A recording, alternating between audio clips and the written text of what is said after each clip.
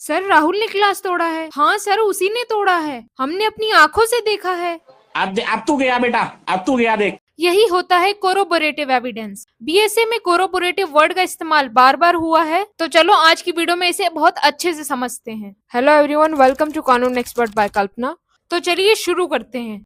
कोरोबोरेटिव evidence को समझने के लिए चलो एक रियल लाइफ एग्जांपल देखते हैं।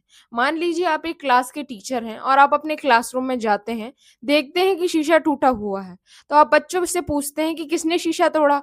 अब सारे बच्चों में से एक बच्चा राम आकर कहता है, सर राहुल ने तोड़ा है।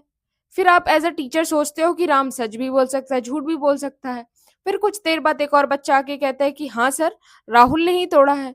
फिर बाद में जब आप सीसीटीवी देखते हो तो वो राहुल शीशे के पास खड़ा था।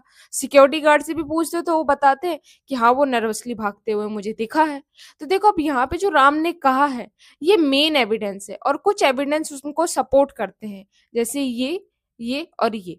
तो देखो, जब भी मेन विटनेस का या मेन एविडेंस का दूसरे एविडेंस सपोर्ट कर रहे होते हैं, उसी को हम कोरोबोरेटिव एविडेंस कहते हैं।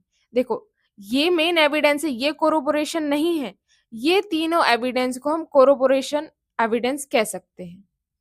चलो इसे एक और एग्जांपल से देखें। जब विटनेस कहता है कि सर राहुल ने फोन चुराया है, अब सीसीटीवी फुटेज, फिंगरप्रिंट, राहुल के पास फोन मिलना, मोटिव या अनदर विटनेस, ये सारे कोरोबोरेटिव एविडेंस होते हैं।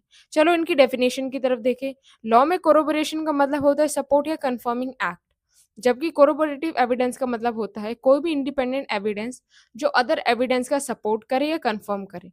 चलो इसके कुछ फीचर्स देखें। यहाँ कोई नया एविडेंस क्रिएट नहीं होता है, बल्कि जो पुराना एविडेंस होता है उसको स्ट्रेंथन होता है, और ये बैकअप सपोर्ट या रीइंफोर्समेंट की तरह काम होता है, जैसे कि बिल्डिंग में पिलर्स। यही होता है corroborative evidence. So that's it, see you in the next video.